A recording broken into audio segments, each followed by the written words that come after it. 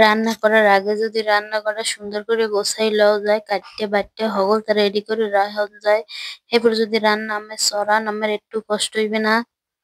Hello and আসসালামু আলাইকুম আপু ভাইরা, কেমন আছেন আপনারা সকলে? আল্লাহর অশেষ রহমতে মই একসের ভালো আছি।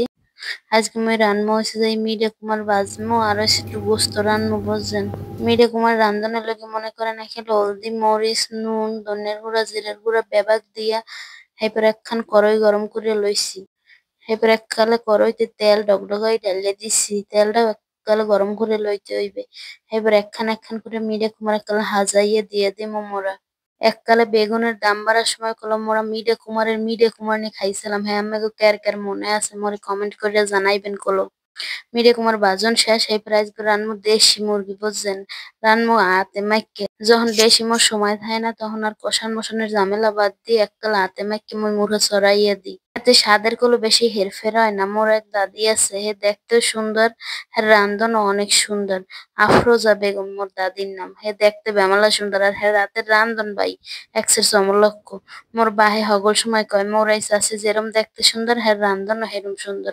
বুয়ারে দেখছি হগল সময় হাতে মাইকে মুড়া রান্ধে, হ্যাঁ যে কি মজা হয়। মোর তো হেরম মজা হইবে না জানি, কিন্তু হেপারও চেষ্টা করতে দোষ কি।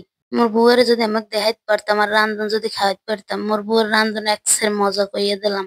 মুই গুলো দাদেরই ভালোবাসে বুয়া বলাই, আমের আবার নেরো মাইন্ডে নিয়ে না কয়ে দিলাম। এই হাতে মাইকে হাইপার গুলো মুই এককালে সব মশলাপাতি দিয়ে কড়াই বয়ে দিছি চুলায়।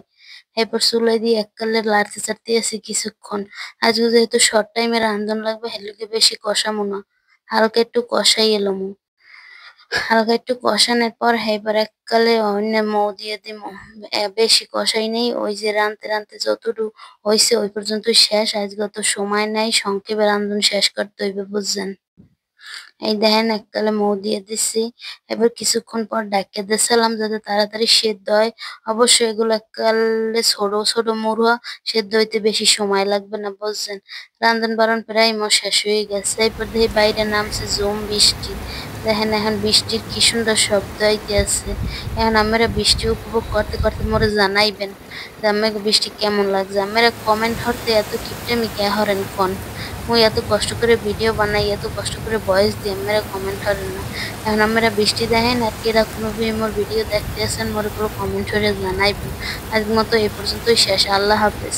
সবাই মোর লগে দোয়া করবেন।